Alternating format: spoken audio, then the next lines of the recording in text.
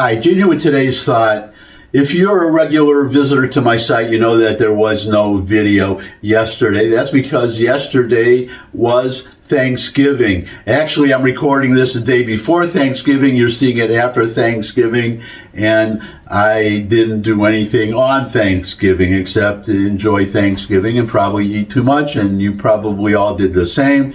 And I hope you get those pounds off. Anyways, today's subject is immigration, and we have a lot to be thankful for this last Thanksgiving, and one of them is liberals don't want to hear this, but you'll thank us. Well, that's what liberals always say. We have to impose, except they do it. They don't do it by they hope to do it by winning elections, but if they can't, that's just an inconvenience, and they'll find some other way to enact their policy choices because they believe they're right, and they say that we will all thank them later. Well, Trump is going to be president again, and it's to liberals. Now, we won an election, okay, that's how we're doing it, but you will thank us. You will be thanking us for Donald Trump, for low taxes, for a better economy. That's one prediction. But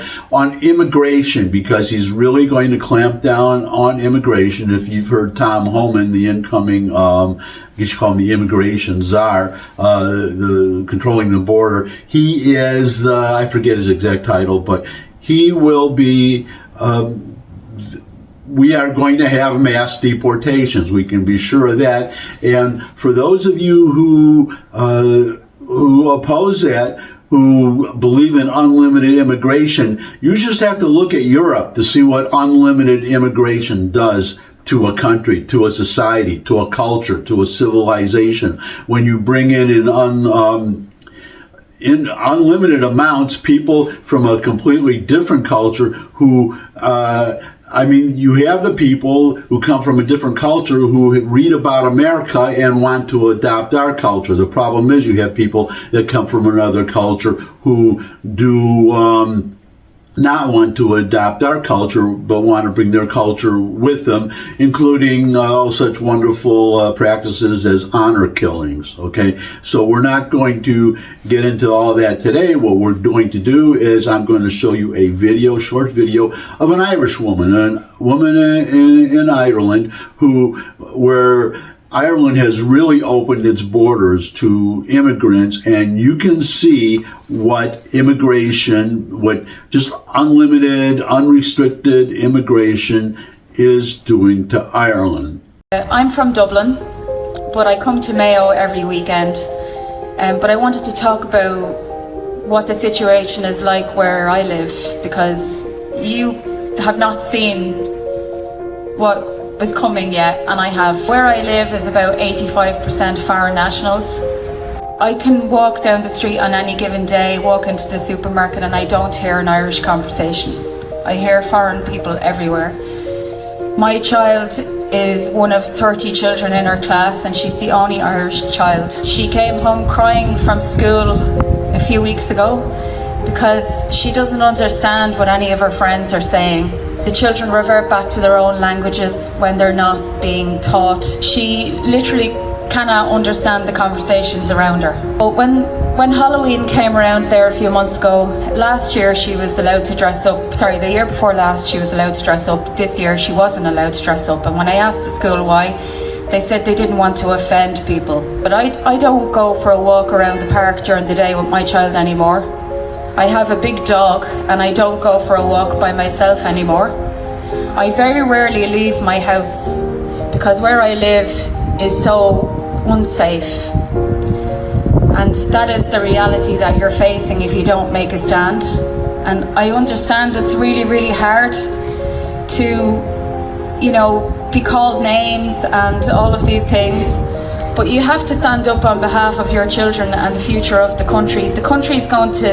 The landscape of this country is changing completely. And if you're okay with that, fine, but I'm not okay with that.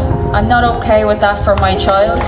Please put your children first and your country first, and just don't care what anyone else thinks. You might want to replay that woman again and then ask yourself, though I would think once is enough. What that woman is going through, what Ireland is like today, what Ireland is going through, do you want that here in the United States? Do you want the United States to be like Ireland is becoming? And I understand you're starting to see mass demonstrations and a lot. Well, you should expect some pushback based on what you just saw. And I can speak for myself. I don't want that here. I do not want that here. When you come to America, you come to America not to get a job or have a better, location, or to bring your culture, to change our culture.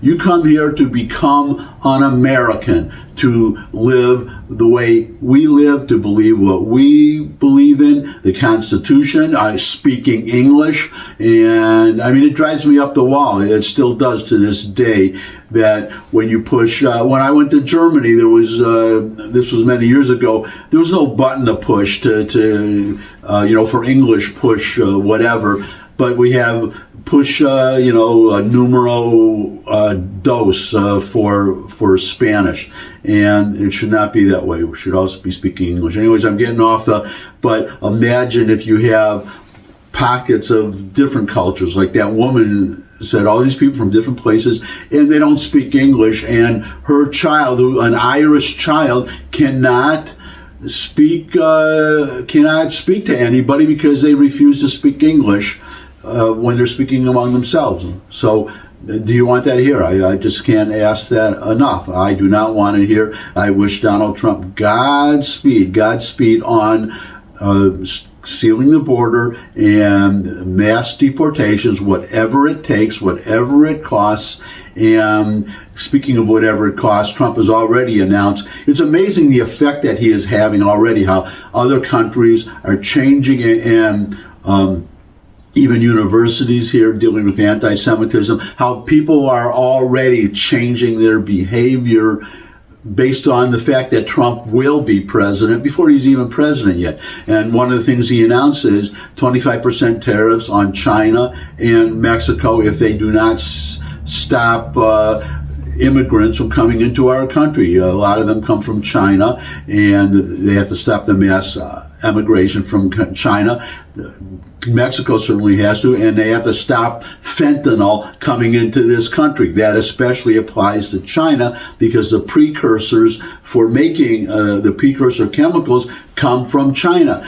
You read any stories about people dying from fentanyl in China? I haven't read any. That's because they don't allow it in China. You deal with drugs in China, it's a death penalty. Last time I heard, unless they changed it, was an automatic death penalty for dealing drugs. They don't have a fentanyl problem in China, but they send the chemicals to us because they are our enemy. And that's another thing, little aside, I'll end on this. I hope Trump will, we should end most favored MFN, most favored nation status that we gave to China way back in the 1990s. The idea being that if we gave them that status for trade, that they would democratize and become a more liberal, small L society. Obviously, that hasn't happened, so there's no reason to have this most favored nation nation status for a China that really is our enemy. They really are our enemy. But anyways, getting off the track here, you saw the woman. I say play that video again if you want to, but what you saw in Ireland, I feel sorry for the Irish. It's my message to everybody. You get what you vote for. That's what liberals want. That's why you do not want them back in power in this country, because they will just open the borders again, and what you saw in Ireland, you will have here. I cannot say it enough. I do not want that here. And that's it for today. Thanks for stopping by. If you could subscribe, that would really be great. Comments always welcome in the comment section below the video. Share this video with anyone you think would benefit from it. But most of all, come back and see me again. I would love to see all of you again. And until I do see all of you again, bye.